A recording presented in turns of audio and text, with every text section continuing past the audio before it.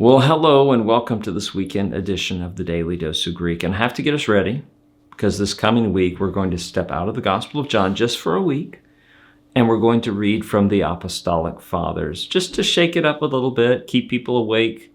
Maybe we'll draw on some new people who would like to read through the Apostolic Fathers and they'll stay with us for John. What are the Apostolic Fathers? The Apostolic Fathers are the collection of Christian writings that's earliest after the New Testament. So if we have a little collection of writings that postdates the New Testament but is part of the Christian tradition, that's the Apostolic Fathers. You say, well, where can I read the Apostolic Fathers? I would recommend this version.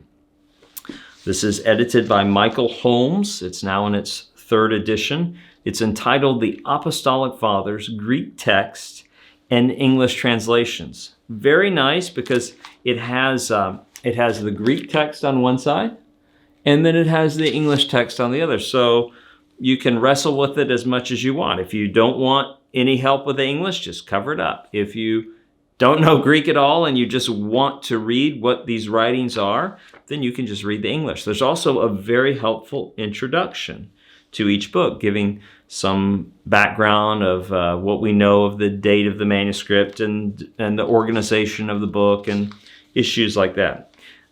This next week, we're going to be reading from the DDG. The DDG, fuller title, The Teaching of the Lord to the Gentiles by the 12 Apostles, right? The teaching, the DDG. And this was clearly an early church instruction manual. So it's been dated from as early as AD 50 to as late as the 3rd century. I believe Holmes suggests that late 1st century is probably most likely. So we're thinking about maybe around 100 or something like that. Late 90s, it could have been early 2nd century. I mean, we don't know for sure, but it gives instructions like, here's how you do baptism. Here's how you celebrate the Lord's Supper. Here's what you do about traveling missionaries who come. How long can they stay? What can you give them? How do you know if they're fake or not? It's really a fascinating little book. And the Greek in it is not too hard. You're going to discover as we translate just for this next week, it's quite simple. What is also fascinating, I'm just looking here at the introduction in Holmes' edition of this book, it was, even though the work was, some existence of it was known from references, an actual extant copy of it was not discovered until 1873. It was discovered at a monastery, I believe. It doesn't give all the details here, but it was discovered in a monastery in Constantinople, which is now Istanbul, which is amazing and just fascinating. Also in here, it gives some information about the text and critical discussions and a bibliography. Delightful little book. If you do not have a copy of the Apostolic Fathers, this is definitely one.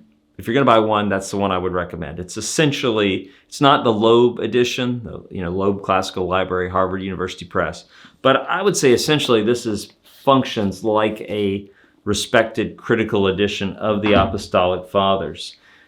If you're spending money like crazy on Apostolic Father stuff and you want to get more, I could also recommend Alan Bandy's, I think we featured this in the past, Alan Bandy's Greek Readers Apostolic Fathers. And what he does here is he gives rare vocabulary at the bottom of the page. So if you're wanting some assistance in reading, does not give a full English translation, right? So Holmes' edition has Greek text, English translation, full English translation, and helpful introductory material.